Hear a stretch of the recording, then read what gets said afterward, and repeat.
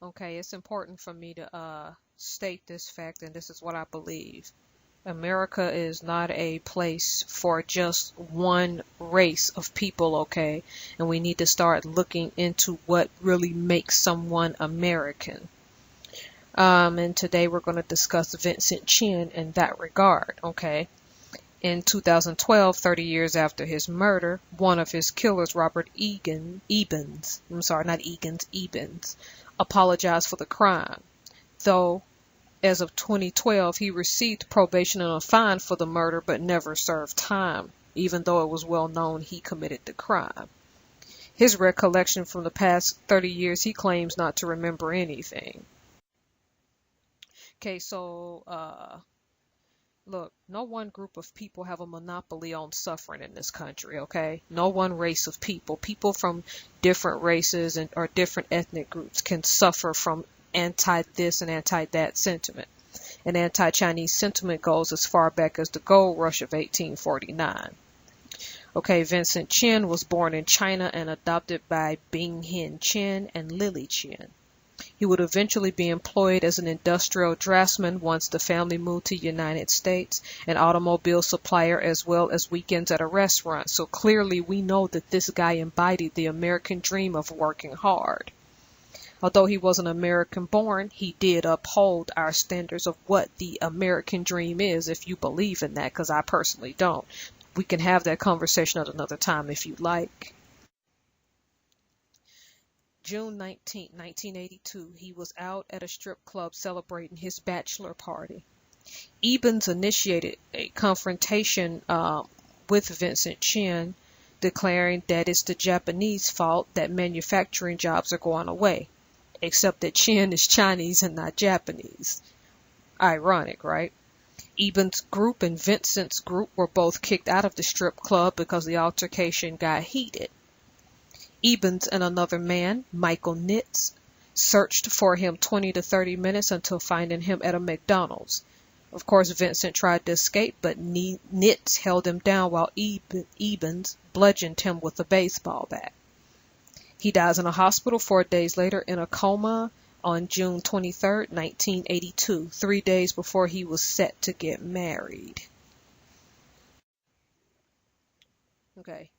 Ebens was arrested at the scene by two off-duty cops who witnessed what had happened. Ebens and Nitz would eventually plead down to second-degree murder, but will only be given 3 years of probation, a fine of $3,000, and fined $780 in court costs. The case mobilizes Asians throughout the country and is taken to the civil level. Nitz is still acquitted while Ebens receives 25 years in prison, only for that to be overturned in 1986. His story is relevant to all Americans today. Though he was not born here, he lived the American life of hard work and was a good citizen, but lost his life at a sad, tragic, and early age.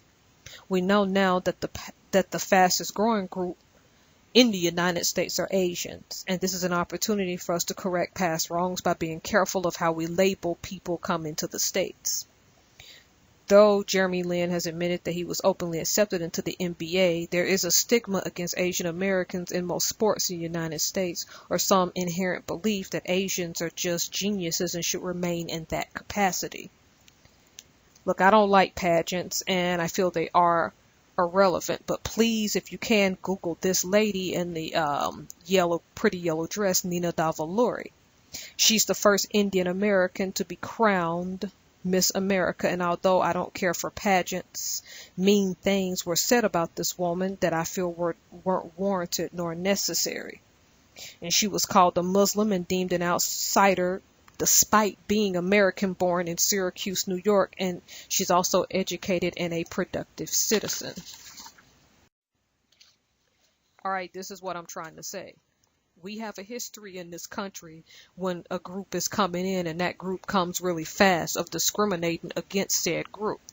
Don't get me wrong, this isn't so much racial sometimes as it is ethnic.